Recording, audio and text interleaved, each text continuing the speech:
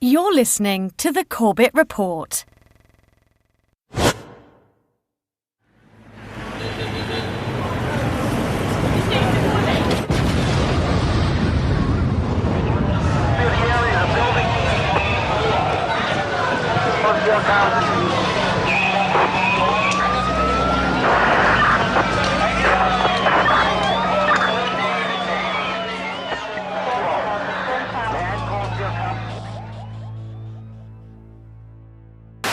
Al-Qaeda terrorist, September the 11th. Al-Qaeda, 9/11 hijackers, jihadist, terrorist organizations. Terror attack. Bin Laden. September 11th. Terrorist. The self-confessed mastermind. Osama bin Laden, the leader of Al-Qaeda. Al-Qaeda. Terrible new terrorist organization. September 11th. Our enemy is a radical network of terrorists and every government that supports them.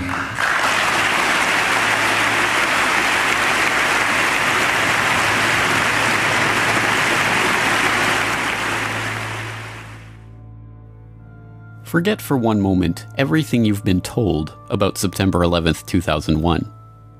Instead, let's ask ourselves one question. What was 9/11? A terrorist atrocity? An attack on America? The first salvo in a new war? A day that changed everything? The question may seem simple, but how we answer it is of vital importance. It determines how we proceed with our investigation of that day. And once you strip away the emotional rhetoric and the fear-inducing imagery, we're left with the simple truth. 9/11 was a crime. And as with any crime, there is one overriding imperative that detectives must follow to identify the perpetrators. Follow the money. This is an investigation of the 9/11 money trail.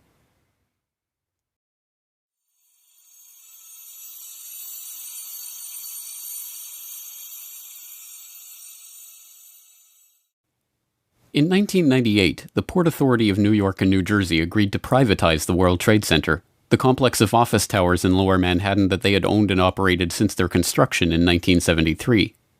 In April 2001, an agreement was reached with a consortium of investors led by Silverstein Properties, and on July 24, 2001, Larry Silverstein, who already owned World Trade Center Building 7, signed a 99-year lease for the Twin Towers and Buildings 4 and 5.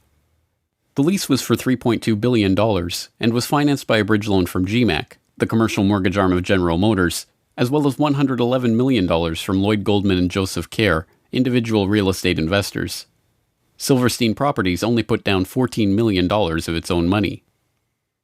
The deal was unusual in a variety of ways. Although the Port Authority carried only $1.5 billion of insurance coverage on the WTC complex, which earlier that year had been valued at $1.2 billion, Silverstein had insisted on doubling that amount, insuring the buildings for $3.55 billion. Silverstein's insurance broker struggled to put that much coverage in place and ultimately had to split it among 25 dealers. The negotiations were so involved that only temporary contracts were in place for the insurance at the time the lease was signed, and by September the contracts were still being finalized. Silverstein's group was also explicitly given the right to rebuild the structures if they were destroyed, and even to expand the amount of retail space on the site if rebuilding did take place. Within hours of the destruction of the Twin Towers on September 11th, Silverstein was on the phone to his lawyers, trying to determine if his insurance policies could construe the attacks as two separate insurable incidents rather than one. Silverstein spent years in the courts attempting to win $7.1 billion from his $3.55 billion insurance policy, and in 2007 walked away with $4.55 billion, the largest single insurance settlement ever. As soon as the deal was announced, Silverstein sued United and American Airlines for a further $3.5 billion for their negligence in the 9/11 attacks, a claim that was struck down by the courts but is still on appeal. Perhaps even more outrageously, in a secret deal in 2003, the Port Authority agreed to pay back 80% of their initial equity in the lease, but allowed the Silverstein Group to maintain control of the site. The deal gave Silverstein, Goldman, and Kerr $98 million of the $125 million they put down on the lease, and a further $130 million in insurance proceeds that were earmarked for the site's rebuilding. In the end, Silverstein profited from the 9/11 attacks to the tune of $4.5 billion and counting. But that's the 9/11 insurance heist you saw. There was a much deeper, more complex, and well-hidden heist that was taking place behind closed doors on September 11th, 2001, deep in the heart of the World Trade Center itself. Marsh & McLennan is a diversified risk, insurance, and professional services firm with over $13 billion in annual revenue and 57,000 employees. In September of 2001, 2,000 of those employees worked in Marsh's offices in the World Trade Center. Marsh occupied floors 93 to 100 of the North Tower, the exact area of the impact and explosion. In the year prior to 9/11, Marsh had contracted with Silverstream Software to create an electronic connection between Marsh and its clients for the purpose of creating paperless transactions. Silverstream had already built internet-based transactional and trading platforms for Merrill Lynch, Deutsche Bank, Bankers Trust, Alex Brown, Morgan Stanley, and other financial services firms that were later involved in 9/11, but this new project was unlike anything that had been attempted before. Richard Andrew Grove, the salesperson who handled the Marsh & McLennan project for Silverstream, explains. In 2000, Silverstream was contracted by Marsh to provide a technological solution beyond what we had done for any of the above-named companies, insofar as it would be used to electronically connect Marsh to its major business partners via internet portals for the purpose of creating paperless transactions and expediting revenue and renewal cycles, and built from the ground up at the client's site. Silverstream provided a specific type of connectivity that was used to link AIG and Marsh & McLennan, the first two commercial companies on the planet to employ this specific type of transaction. And in fact, Marsh was presented with something called the Accord Award, ACORD, in the summer of 2001 for being the first commercial corporation to do so. And what you should take away from that is this. It means that no other companies were doing this type of transaction, so the question in your mind should be, what then were Marsh and AIG doing, and why did they need to leverage technologies that no other commercial entity on the face of the earth needed to conduct business? The contract, Silverstream then stationed approximately 30 to 40 developers at Marsh, and this team was led by 2 to 3 managers with whom I liaised to ensure delivery of the solution that was promised. The development team worked regularly into the night, if not all night, and sometimes worked 7 days a week in order to adhere to Marsh's indicated pre-September 11th deadline. Now, while I was... But it was not long before severe irregularities in the billing of the account for this project led Richard Grove into the heart of a deeper mystery about the software and about the work that he was engaged in. Fiscal anomalies with respect to the Marsh.com project when I was in a meeting on the 98th floor in October of 2000 with a gentleman named Gary Lasko. Gary was Marsh's North American Chief Information Officer, and that particular afternoon a colleague and I helped him identify about $10 million in suspicious purchase orders after I had recognized that certain vendors were deceiving Marsh and specifically appeared to be selling Marsh large quantities of hardware that were not necessary, as this was later confirmed by Gary. In the spring of 2000, I brought my concerns up to executives inside of Silverstream and I was urged to keep quiet and mind my own business. I went to an executive inside of Marsh, and he advised me to do likewise.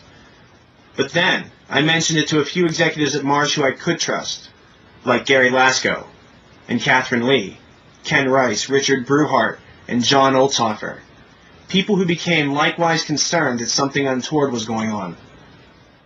The concerned colleagues I just mentioned were murdered on September 11th, and the executives who expressed dismay at my concerns are alive and free today because of it. I feel it's no coincidence as the Marsh executive who urged me to drop my line of inquiry made sure that his personnel, who I just mentioned, were in the office bright and early for a global conference call before the staff meeting upon which I was to intrude. A conference call which I was informed this executive in question conducted, but attended from the safety of his Upper West Side apartment. Although in getting... The global conference call with Marsh's IT staff on the morning of 9/11, a meeting that included the staff who were investigating the suspicious billing on the Silverstream deal, was confirmed in a 2006 interview with Marsh's then Chief Information Officer, Ellen Clark.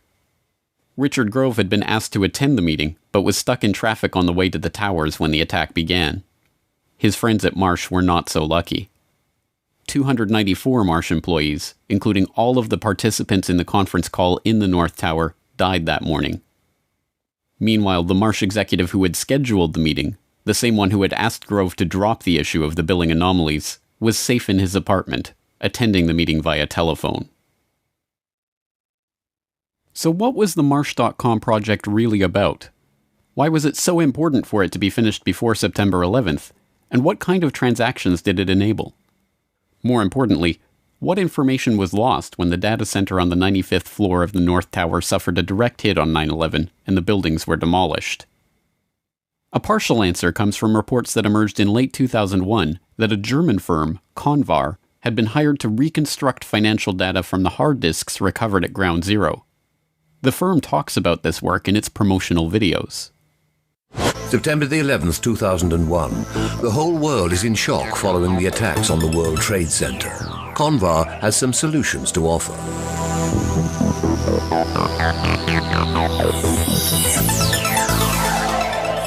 Data stored on countless hard drives retrieved from the collapsed towers was believed to have been lost, but Convar specialists can render irreplaceable information readable again at Europe's only high-security data recovery center.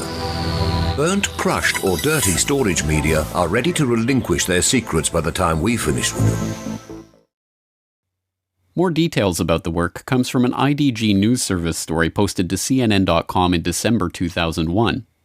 Under the headline, "Computer disk drives from WTC could yield clues," the article notes, "An unexplained surge in transactions was recorded prior to the attacks, leading to speculation that someone might have profited from previous knowledge of the terrorist plot by moving sums of money.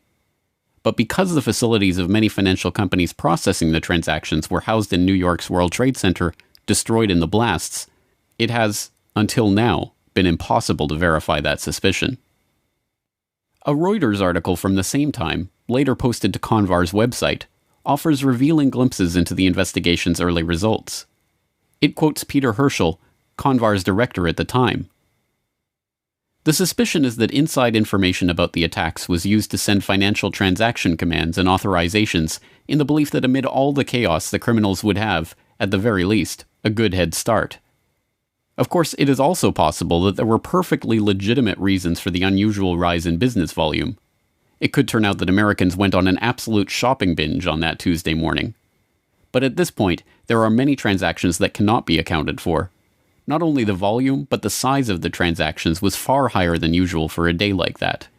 There is a suspicion that these were possibly planned to take advantage of the chaos." It also quotes Richard Wagner, one of the company's data retrieval experts.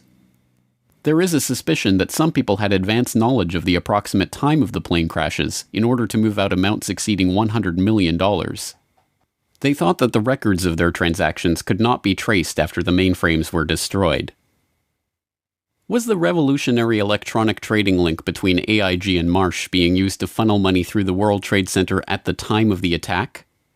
Were the attack perpetrators hoping that the destruction of Marsh's data center, on the 95th floor at the dead center of the North Tower explosion, would conceal their economic crime? One piece of corroborating evidence for the idea comes from author and researcher Michael Rupert, who reported in 2004 that immediately before the attacks began, computer systems in Deutsche Bank, one of Silverstream's other E-Link clients, had been taken over from an external location that no one in the office could identify. Within, I would guess, I'd have to go back and look at the book, but it was no more than a week after the attacks. I was being contacted by a lot of people from inside official sources who were raising a lot of questions. This one particular person was extremely credible. They absolutely convinced me they had been an employee of Deutsche Bank in the Twin Towers. And they told me very clearly that in the moments right before the attacks and during the attack, there was a 40-minute window between the time the first plane struck the World Trade Center and the second plane, that Deutsche Bank's computers in New York City had been taken over, absolutely co-opted and run. There was a massive data purge, a massive data download, and all kinds of stuff was moving. And what this person said very clearly was that no one in the Deutsche Bank offices in the towers at the time had the ability to prevent what was going on from any of their terminals. Sadly, no answer to the questions raised by these accounts is forthcoming from Convar. After the initial reporting on the investigation, which noted that the company was working with the FBI to recover and analyze the data, Convar now refuses to talk about the information they discovered. Is it true that large amounts of money were transferred illegally out of the World Trade Center on the morning of 9/11, just before the attacks? If you would look on the website, I would say yes, because that was the information from a previous release. If you would ask me today, I would need to tell you that I could not give you any additional information about that. I'm really sorry. At the time of 9/11, Marsh's chief of risk management was Paul Bremer, the former managing director of Kissinger and Associates, who went on to oversee the U.S. occupation of Iraq. On the morning of 9/11, he was not in his office at Marsh & McLennan, but at NBC's TV studio, where he was delivering the official story of the attack. It's Paul Bremer. I want to make sure I'm getting your name right, because I'm just meeting you just at this moment. You're a terrorism expert, counterterrorism, I hope, and can talk to us a little bit about who could. I mean, there are a limited number of groups who could be responsible for something of this magnitude. Yes, this is a very well planned, very well coordinated attack, which suggests it's very well organized centrally, and there are only 3 or 4 candidates in the world, really, who could have conducted this attack. Bin Laden comes to mind right away, Mr. Bremer. Indeed, he certainly does. Bin Laden was involved in the first attack on the World Trade Center, which had as its intention doing exactly what happened here, which was to collapse both towers. He certainly has to be a prime suspect, but there are others in the Middle East, and there are at least 2 states, Iran and Iraq, which should at least remain on the list of potential suspects. What kind of... I don't recall anything like this. Pearl Harbor happened a month before I was born, and I hear my parents talk about that as a seminal event in their lives all the time.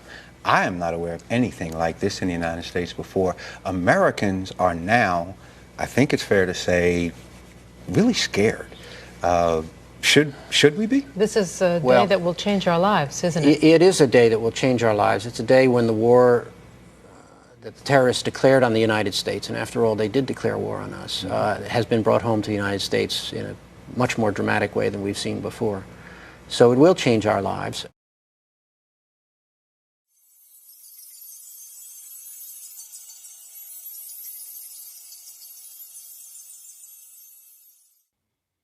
On September 12, 2001, before the dust had even settled on Ground Zero, the Securities and Exchange Commission opened an investigation into a chilling proposition: that an unknown group of traders with advanced knowledge of the 9/11 plot had made millions betting against the companies involved in the attacks. What many Wall Street analysts believe is that the terrorists made bets that a number of stocks would see their prices fall. They did so by buying what are called puts. If you bet right, the rewards can be huge. The risks are also huge, unless, of course, you know something bad is going to happen to the company you're betting against. This could very well be insider trading at the worst, most horrific, most evil use you've ever seen in your entire life. One example, United Airlines. The Thursday before the attack, more than 2,000 contracts betting that the stock would go down were purchased. 90 times more in one day than in 3 weeks. When the markets reopened, United's stock dropped. The price of the contracts soared, and someone may have made a lot of money fast. $180,000 turns into $2.4 million when that plane hits the World Trade Center. It's almost the same story with American Airlines. That's a 5-fold increase in the value of what was a $337,000 trade on Monday. All of a sudden becomes what? $1.8 million. And there's much more, including an extraordinarily high number of bets against Morgan Stanley and Marsh & McLennan, 2 of the World Trade Center's biggest tenants. Could this be a coincidence? This would be one of the most extraordinary coincidences in the history of mankind if it was a coincidence. Although the put options on American and United Airlines are usually cited in reference to the 9/11 insider trading, these trades only represent a fraction of the suspicious trades leading up to the attack. Between August 20th and September 10th, abnormally large spikes in put option activity appeared in trades involving dozens of different companies whose stocks plunged after the attack, including Boeing, Merrill Lynch, JP Morgan, Citigroup, Bank of America, Morgan Stanley, Munich Re, and the AXA Group. Traders weren't just betting against the companies whose stocks dove after 9/11, however. There was also a 6-fold increase in call options on the stock of defense contractor Raytheon on the day before 9/11. The options allowed the traders to buy Raytheon stock at $25, within a week of the attack, as the American military began deploying the Raytheon-supplied Tomahawk missiles they would eventually use in the invasion of Afghanistan, the company's share price had shot up 37% to over $34. The SEC weren't the only ones interested in this particular 9/11 money trail either. Investigations into potential insider trading before the attacks were opened by authorities around the globe, from Belgium to France to Germany to Switzerland to Japan. It wasn't long before this global financial manhunt started yielding clues on the trail of the terror traders. On September 17th, Italian Foreign Minister Antonio Martino, addressing Italian Consob's own investigation into potential 9/11 trading, said, "I think there are terrorist states and organizations behind speculation on the international markets." By September 24th, the Belgian finance minister was confident enough to publicly announce Belgium's strong suspicions that British markets may have been used for transactions. The president of Germany's central bank was the most adamant. "What we found makes us sure that people connected to the terrorists must have been trying to profit from this tragedy." These foreign leaders were not alone in their conviction that insider trading had taken place. University of Chicago finance professor George Constantinides, Columbia University law professor John Coffey, Duke University law professor James Cox, and other academics, as well as well-known options traders like John Najarian, all expressed their belief that investors had traded on advanced knowledge of the attacks. The scale of the SEC investigation was unprecedented, examining over 9.5 million securities transactions, including stocks and options in 103 different companies trading in 7 markets, 32 exchange-traded funds, and stock indices. The probe drew on the assistance of the legal and compliance staff of the 20 largest trading firms and the regulatory authorities in 10 foreign governments. The Commission coordinated its investigation with the FBI, the Department of Justice, and the Department of the Treasury. The results of this investigation? We have not developed any evidence suggesting that those who had advanced knowledge of the September 11th attacks traded on the basis of that information. Although this sounds like the investigation did not find evidence of insider trading, a second look reveals the trick. They are not saying that there was no insider trading, only that there is no evidence that those who had advanced knowledge of the September 11th attacks participated in such trading. But this begs the question, who had that advanced knowledge, and how did the SEC determine this? The 9/11 Commission report begs the question even more blatantly in their treatment of the anomalous put option activity on United Airlines stock on September 6th. 95% of the puts were placed by a single US-based institutional investor with no conceivable ties to Al-Qaeda. Again, it is taken as a foregone conclusion that a lack of ties to Al-Qaeda means there could not have been advanced knowledge of the attack, even if the evidence shows that insider trading took place. To be sure, insider trading almost certainly did take place in the weeks before 9/11. Although some have used the Commission report to conclude that the story was debunked, the intervening years have seen the release of not one, not two, but 3 separate scientific papers concluding with high probability that the anomalous trading was the result of advanced knowledge. In Unusual Option Market Activity in the Terrorist Attacks of September 11, 2001, University of Chicago professor Alan Potishman concluded, "Examination of the option trading leading up to September 11th reveals that there was an unusually high level of put buying.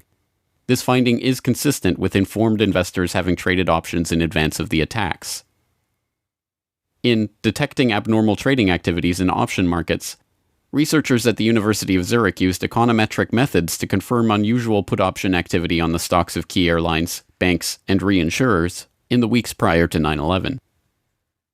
And in Was There Abnormal Trading in the S&P 500 Index Options Prior to the September 11th Attacks, a team of researchers concluded that abnormal activity in the S&P Index Options market around the time of the attack is consistent with insiders anticipating the 9/11 attacks.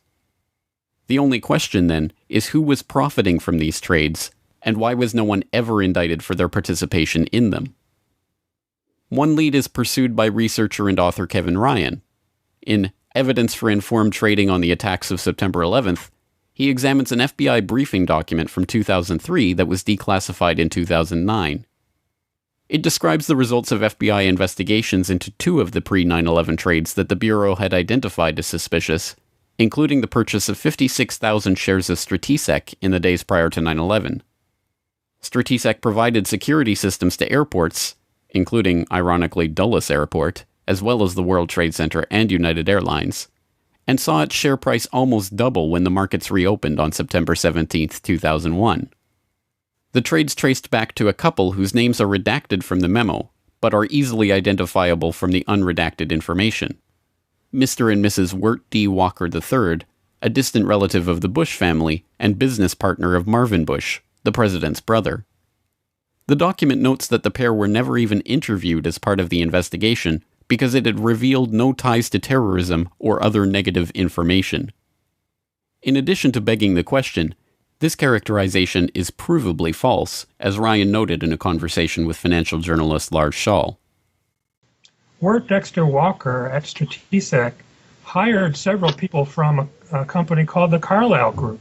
And the Carlyle Group had bin Laden family members as investors. Also, Wirt Walker's fellow director, James Abrahamson, was a close business associate of a man named Mansour Ijaz, a Pakistani businessman. And Mansour Ijaz claimed to be able to contact Osama bin Laden on multiple occasions. So there does seem to be some circumstantial evidence indicating that these people were connected to Al-Qaeda, at least to the point where we should investigate. And isn't it true that also some members of the bin Laden family were actually in Washington at a gathering of the Carlyle Group on 9/11? That's true. The Carlyle Group had a meeting at the Ritz-Carlton Hotel in Washington on September 11th, and present there were former President George H.W. Bush, James Baker, and the brother of Osama bin Laden. I believe his name was Salem. I can't recall his exact name. But they were there, investors from the bin Laden family, meeting with Carlyle Group representatives in Washington on September 11th. Was this why the FBI thought better of questioning Walker over his highly profitable purchase of Stratesec shares right before 9/11? The CIA figures prominently in another line of investigation. One suspicious United Airlines put option purchase that was investigated by the FBI involved a 2,500 contract order for puts in the days before 9/11. Instead of processing the purchase through United Airlines Home Exchange, the Chicago Board of Options Exchange, the order was split into 500 contract chunks and run through 5 different options exchanges simultaneously. The unusual order was brokered by Deutsche Bank Alex Brown, a firm that until 1998 was chaired by A.B. Buzzy Krongard, a former consultant to CIA Director James Woolsey, who at the time of 9/11 was himself the executive director of the CIA.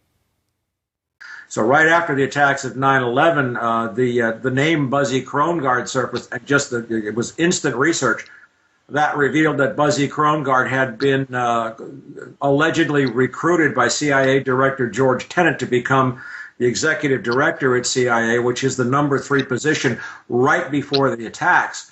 And Alex Brown was one of the then a subsidiary of Deutsche Bank. Was one of the primary instruments or vehicles that handled all of these criminal trades by people who obviously knew that the attacks were going to take place where, how, and involving specific airlines. Perhaps the most frank admission of insider trading is notable for 3 things. It was recorded on video, it has never been investigated by any agency or law enforcement official, and it was made by former CIA agent and frequent foreign policy commentator Robert Baer, the real-life inspiration for the character portrayed by George Clooney in Syriana. Talking to citizen journalists after a speaking event in Los Angeles in 2008, Baer was recorded on video making a startling assertion about 9/11 insider trading. And then the last thing, I believe it was his National Reconnaissance Office was running a drill. A plane crashed into their building, and you know they're staffed by DOD and CIA. I know the guy that went into his broker in San Diego and said, "Cash me out, it's going down tomorrow." Really? Yeah. That tells us something. What? Yeah, that tells us something. Well, his brother worked in the White House. This truly remarkable statement bears further scrutiny.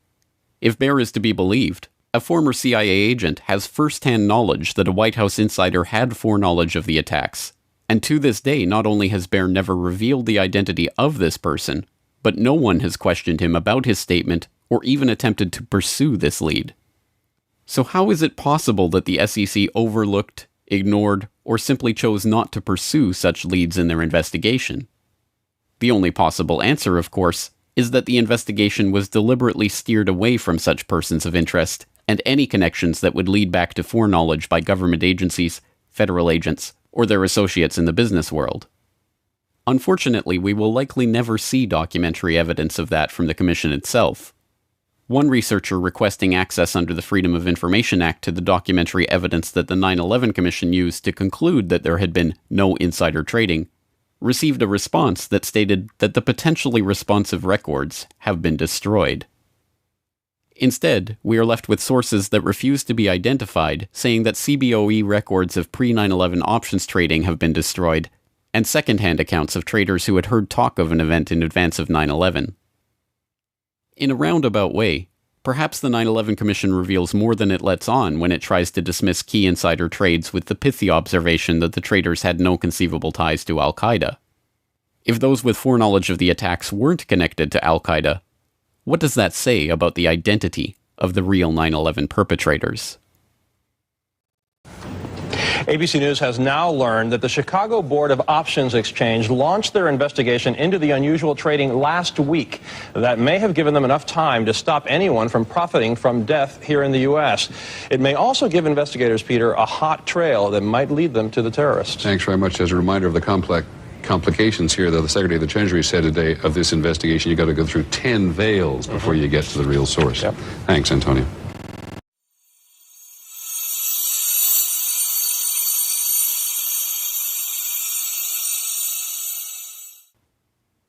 P-Tech was a Quincy, Massachusetts-based company specializing in enterprise architecture software, a type of powerful computer modeling program that allows large-scale organizations to map their systems and employees and to monitor them in real time. The person running this software has a god's eye view of processes, personnel, and transactions, and even the ability to use this data to foresee problems before they happen and to intervene to stop them from happening. As a senior consultant working on risk management for JP Morgan at the time of 9/11, Indira Singh was looking for exactly this type of software to implement the bank's next-generation risk blueprint. In her search for the ultimate risk management software, P-Tech's name was floated as the best candidate for the task. I had a good life. I did risk at JP Morgan Chase. Just to take a break from all the heavy stuff, what I do was to devise a way to monitor everything going on in a very large company to stop big problems from happening. There's that little cloud there and my very bizarre picture of how I think about this problem. I am a person who was merging two disciplines, risk management and something called enterprise architecture, which is fairly esoteric, but at the end of the day, we seek to prevent large problems from happening anywhere in a large global enterprise. At JP Morgan, I was working on the next generation risk blueprint, which is all about how to prevent these things from happening. Bad business practice such as money laundering, road trading, and massive computer failures, anything you could imagine would go wrong.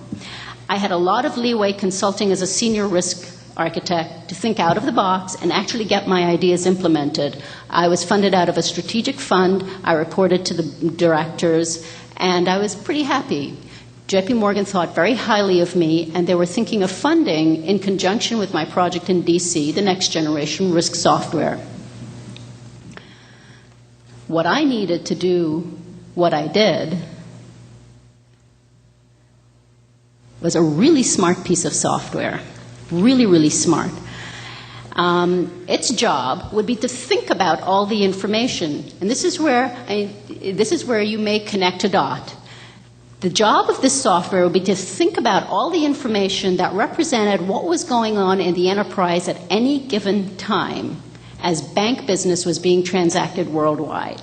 For example, it would be a surveillance software that would look for trading patterns that indicated someone was up to no good, and then do something about it. Send a message somewhere, send the transaction information somewhere, perhaps shut their system down, perhaps shut another system down, perhaps start something else up elsewhere.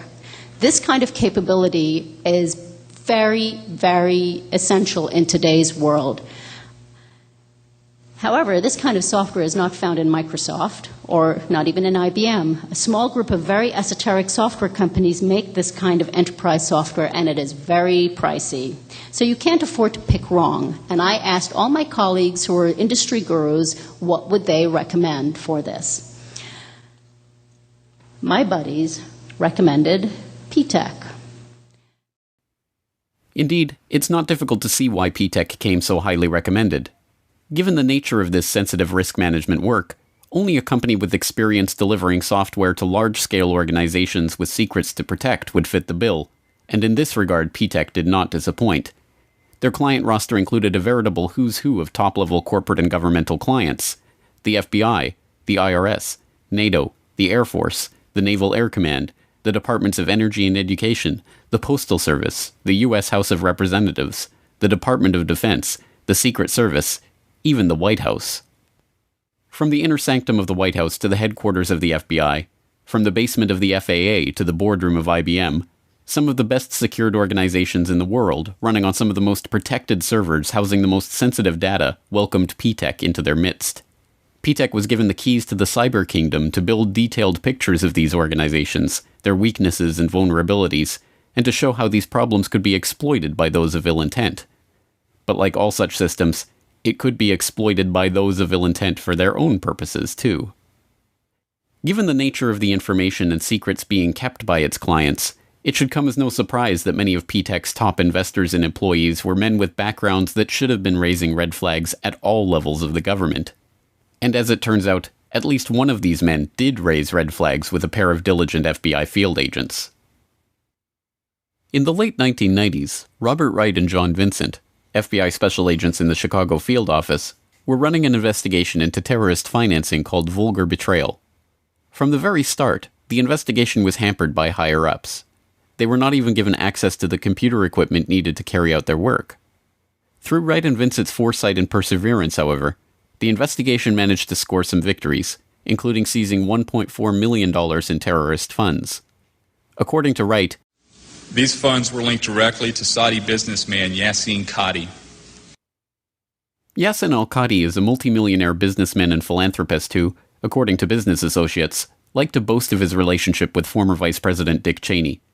But in the late 1990s, he was sanctioned by the UN Security Council for his suspected links to al-Qaeda, and after 9/11 he was put on a terrorist watch list by the US Treasury for his suspected ties to terrorist financing.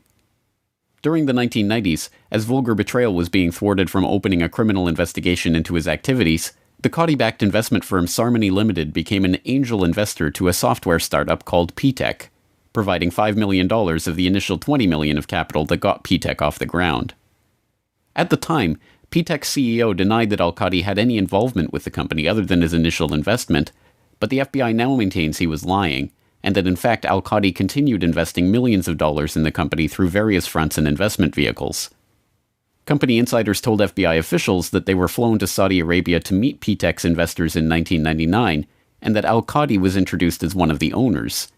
It has also been reported that Hussein Ibrahim, P-TECH's chief scientist, was al-Qadi's representative at P-TECH, and al-Qadi's lawyers have admitted that al-Qadi's representatives may have continued to sit on P-TECH's board even after 9/11.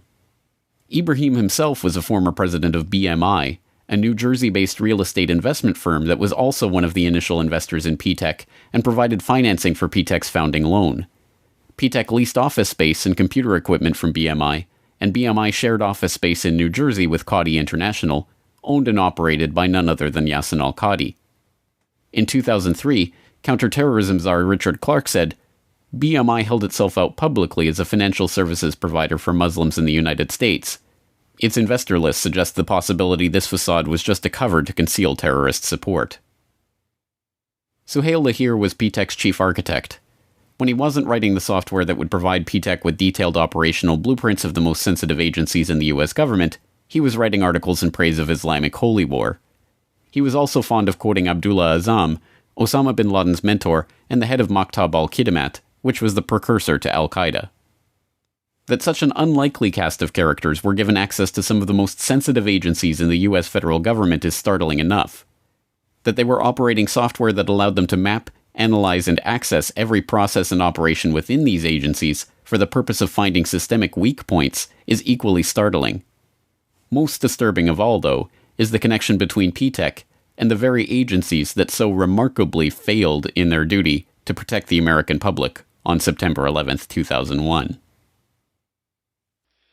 Could you describe the relationship of P-TECH with the FAA? Now, P-TECH worked with the FAA for several years, didn't they? Yes, they worked the FAA. It was a joint project between P-TECH and MITRE, and they were looking at, it's interesting, they were looking at basically holes in the FAA's interoperability with responding with other agencies, law enforcement, in the case of an emergency such as a hijacking. So they were looking for the escalation process, what people would do, how they would respond in case of an emergency, and find the holes and make recommendations to fix it. Now, if anyone was in a position to understand where the holes were, P-TECH was, and that's exactly the point. And if anybody was in a position to write software to take advantage of those holes, it would have been P-TECH. Now, was there a reference to P-TECH having operated in the basement out of the FAA? Yes. Now, typically, because the scope of such projects are so overarching and wide-ranging, when you are doing an enterprise architecture project, you pretty much have access to how anything in the organization is being done, where it's being done, on what systems, what the information is, and you pretty much have carte blanche. If it's a major project that spans several years, the team that comes in has literally access to almost anything that they want because you're operating on a blueprint level, on a massive scale. So, yes, they were everywhere, and I was told that they were in places that required clearances. I was told that they had log-on access to FAA flight control computers. I was told that they had passwords to many computers that you may not on the surface think has anything to do with finding out holes in the system. But let's say you've said, okay, you isolated a part of a process, of a notification process that was mediated by a computer, and you wanted to investigate it further, then you would typically get log-on access to that computer. And from that, back upstream or downstream, so who knows? You know, from my own experience, I could have access to almost anything I wanted to in JP Morgan Chase. And didn't, for the reason if anything went wrong, I didn't want to have the access. But if you were up to no good as an enterprise architect with such a mandate, you typically could have anything you wanted. So who was really behind P-TECH? Did Ziadi, Ibrahim, and the others somehow evade the due diligence of all of the government agencies and multinational corporations that P-TECH contracted with? Did P-TECH just happen to end up working on the interoperability of the FAA and the Pentagon systems on the morning of 9/11? Did al-Qadi's friend Dick Cheney really know nothing of Qadi's connections or activities? Was this all some devious al-Qaeda plot to infiltrate key systems and agencies of the US government?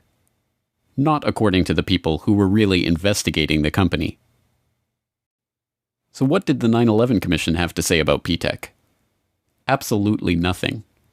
The co-chair of the commission, Thomas Kane, had been involved in a $24 million real estate transaction with BMI, one of the P-TECH investors, but no mention was made of that at the time, and the commission never looked into P-TECH or its activities on 9/11. Meanwhile, Cheney's friend al-Qadi has since been removed from the Swiss, European, UN Security Council, and US Treasury terrorist sanctions lists. And Robert Wright? After Vulgar Betrayal was shut down, the FBI did eventually raid P-TECH's offices in December of 2002, but not before the company was given 2 weeks advance warning of the raid. The very next day, then Homeland Security Chief Tom Ridge declared that P-TECH in no way jeopardizes the security of the country. Osama Ziadi is still wanted by the FBI for lying about al-Qadi's involvement with the company, but the case is now cold. To the families and victims,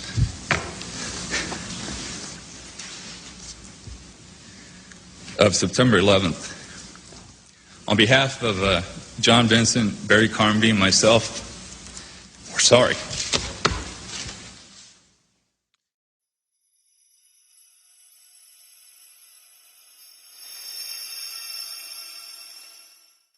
The topic today is an adversary that poses a threat, serious threat to the security of the United States of America. This adversary is one of the world's last bastions of central planning. It governs by dictating 5-year plans.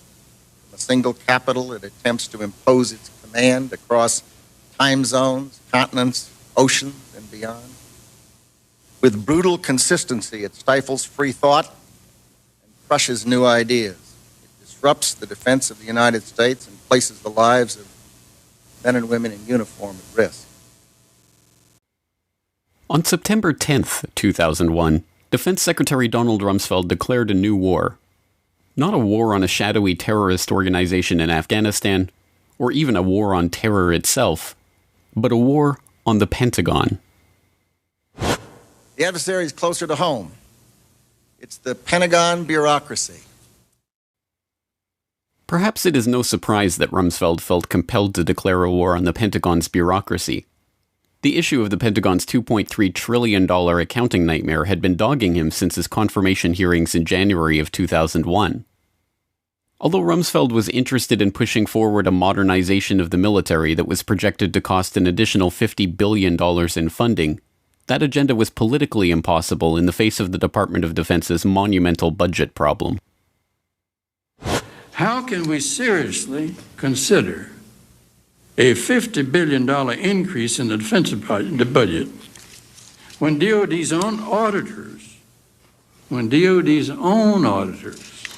say the department cannot account for $2.3 trillion in transactions in 1 year alone? Now, my question to you is, Mr. Secretary, what do you plan to do about this? Decline the nomination.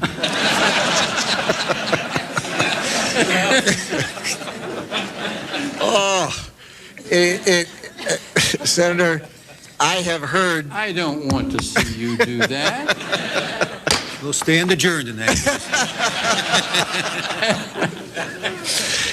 Senator, I have heard some of that and read some of that, that the department is not capable of auditing its books. It is... I was going to say terrifying. Terrifying only begins to describe the problem. The Department of Defense's own Inspector General report for fiscal year 1999 noted that the Defense Finance and Accounting Service had processed $7.6 trillion of department-level accounting entries in that year. Of that amount, only $3.5 trillion could be properly accounted for. $2.3 trillion in transactions were fudged to make entries balance, run through without proper documentation, or made up entirely. The Inspector General's office did not even examine the other $1.8 trillion in transactions because they did not have adequate time or staff to review them. In 2002, one DFAS accountant blew the whistle on the problem and the cover-up that was underway to stop investigators from finding out where the money went. According to some estimates, we cannot track $2.3 trillion in transactions. $2.3 trillion with a T. That's $8,000 for every man, woman, and child in America. To understand how the Pentagon can lose track of trillions, consider the case of one military accountant who tried to find out what happened to a mere $300 million. We know it's gone, but we don't know what they spent it on. Jim Minery, a former Marine turned whistleblower, is risking his job by speaking out for the first time about the millions he noticed were missing from one defense agency's balance sheets. Minery tried to follow the money trail, even crisscrossing the country looking for records. The director looked at me and he says, "Why do you care about this stuff?" It took me aback, you know. My supervisor asked me why I care about doing a good job. He was reassigned and says officials then covered up the problem by just writing it off.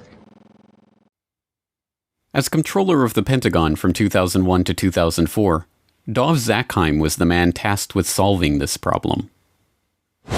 There are all kinds of long-standing rules and regulations about what you can do and what you can't do. I know Dr. Zakheim's been trying to hire CPAs because the financial systems of the department are so snarled up that we can't account for some $2.6 trillion in transactions that exist, if that's believable. And yet we're told that we can't hire CPAs to help untangle it in many respects. Mr. Secretary, the first time and the last time that Dov Zakheim and I broke bread together, he told me you'd have a handle on that $2.6 trillion by now, but we'll discuss that a little. We've got a handle, it's just a little hot. From 1987 to 2001, Zakheim headed SPC International, a subsidiary of System Planning Corporation, a defense contractor providing air warfare, cybersecurity, and advanced military electronics to the Department of Defense and DARPA. SPC's Radar Physics Laboratory developed a remote control system for airborne vehicles that they were marketing to the Pentagon prior to 9/11. Zakheim was also a participant in drafting Rebuilding America's Defenses, a document that called for a sweeping transformation of the U.S. military, including the implementation of the $50 billion missile defense program and increased use of specialized military technologies.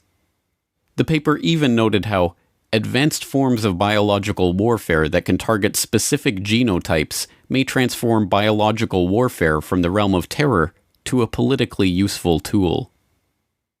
Rebuilding America's Defenses was a white paper produced by the Project for the New American Century, a group founded in 1997 with the goal of projecting American global dominance into the 21st century. Joining Zakheim in the group were a host of other neocons who ended up populating the Bush administration, including Dick Cheney, Paul Wolfowitz, Richard Pearl, Jeb Bush, and Donald Rumsfeld. In their September 2000 document, the group lamented that their plan for transforming the military was not likely unless a defining event took place, one that would galvanize public opinion. The process of transformation, even if it brings revolutionary change, is likely to be a long one, absent some catastrophic and catalyzing event, like a new Pearl Harbor. We know that the thing that tends to register on people is fear, and we know that tends to happen after there's a Pearl Harbor, tends to happen after there's a crisis. And that's too late for us. We've got to be smarter than that. We've got to be wiser than that. We have to be more forward-looking. There's a wonderful book on Pearl Harbor by Roberta Wohlstetter and a foreword by Dr. Schelling that talks about this problem of seeing things happen and not integrating them in your mind and saying, yes, we need to be doing something about that now. That I reread periodically because it's so important. And on 9/11/2001, America received its new Pearl Harbor. The attack on the Pentagon struck Wedge 1 on the west side of the building. An office of the U.S. Army called Resource Services Washington had just moved back into Wedge 1 after renovations had taken place there. The office was staffed with 45 accountants, bookkeepers, and budget analysts. 34 of them were killed in the attack. A 2002 follow-up report from the DoD Inspector General on the missing trillions noted that a further $1.1 trillion in made-up accounting entries were processed by the Pentagon in fiscal year 2000, but they did not even attempt to quantify the missing funds for 2001. The Secretary of the Army, Thomas White, later explained they were unable to produce a financial report for 2001 at all, due to the loss of financial management personnel sustained during the September 11th terrorist attack. Before becoming Secretary of the Army, Thomas White was a senior executive at Enron. Enron was one of the largest energy companies in the world, posting a $111 billion profit in 2000, before being exposed as an elaborate corporate accounting fraud in 2001. The SEC, which investigated the Enron scandal, occupied the 11th to 13th floors in World Trade Center Building 7, and their offices were destroyed on 9/11, destroying 3,000 to 4,000 documents on active investigations in the process. Perhaps unsurprisingly, Rumsfeld's war on the Pentagon's bureaucracy did not yield the results he promised. By 2013, the unaccountable money in the Pentagon's coffers had reached $8.5 trillion. The latest scandal to hit Washington comes from a report revealing the Pentagon misplaced $8.5 trillion. Military leaders have also been found ordering subordinates to doctor books to hide the missing money. This is the conclusion of a special report by Reuters. One former Pentagon employee, Linda Woodford, said she spent 15 years there falsifying financial records. Woodford had a job checking Navy accounting records against figures supplied by the Treasury Department. She said money was missing from the report every month. And national security expert Steve Miles is here with me to help us crunch these numbers. $8.5 trillion unaccounted for. It's a lot of money.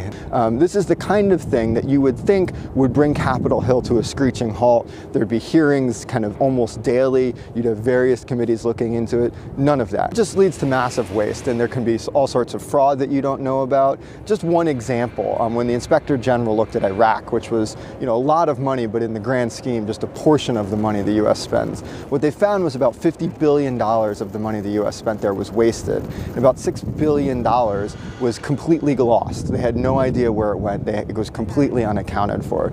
But put that in perspective, that's about this amount of money that other countries would spend on their defense in a year total. And that's just the loose pocket change that we lost in the couch. One thing I found very interesting in this report is that the Pentagon apparently uses a standard operating procedure to enter false numbers or so-called plugs to cover lost or missing information in their accounting in order to submit a balanced budget to the Treasury. So they can write in everything. That's probably the most shocking part of this, is that they get to the end of the day and they say, oh, there's money missing. What do we do? Well, we'll just put a number in there that says it's there and we'll sort it out later. I mean, again, this is the type of operating practice that if you did it in your own business, if you tried to do it with your own taxes for the government, they'd haul you off to jail. But then, given that the trillions have never been accounted for, and given that American defense spending soared to record levels after the attack, perhaps Rumsfeld's war on the Pentagon, the one he announced on September 10th, was successful after all. And perhaps September 11th was the key battle in that war. Some might ask, how in the world could the Secretary of Defense attack the Pentagon in front of its people? To them I reply, I have no desire to attack the Pentagon. I want to liberate it.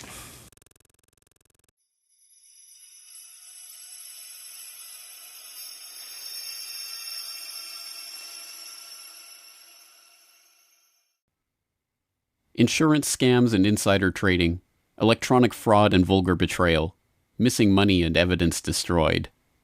There are at least 8.5 trillion reasons to investigate the money trail of 9/11. Curious, then, that the U.S. government's final word on the attacks, the 9/11 Commission report, concluded that the money trail was not worthy of investigation at all. In Chapter 5 of the report, the Commission noted, "To date, the U.S. government has not been able to determine the origin of the money used for the 9/11 attacks. Ultimately, the question is of little practical significance." 9/11 was a crime, and as every detective knows, the first rule of criminal investigation is to follow the money. So why did the 9/11 Commission specifically reject this rule? The answers to 9/11 are not going to come from the suspects of the crime. Instead, it's up to investigators to continue to unearth the true evidence on the 9/11 money trail. Follow the money.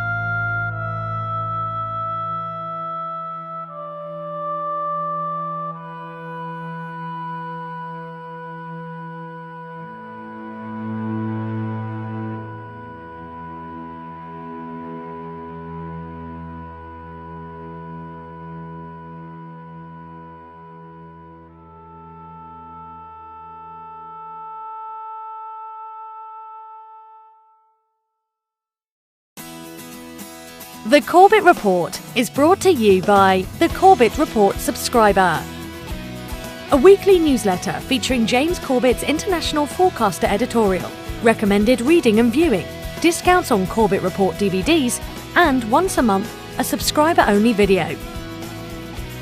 Sign up today to start receiving your copy at corbettreport.com/support.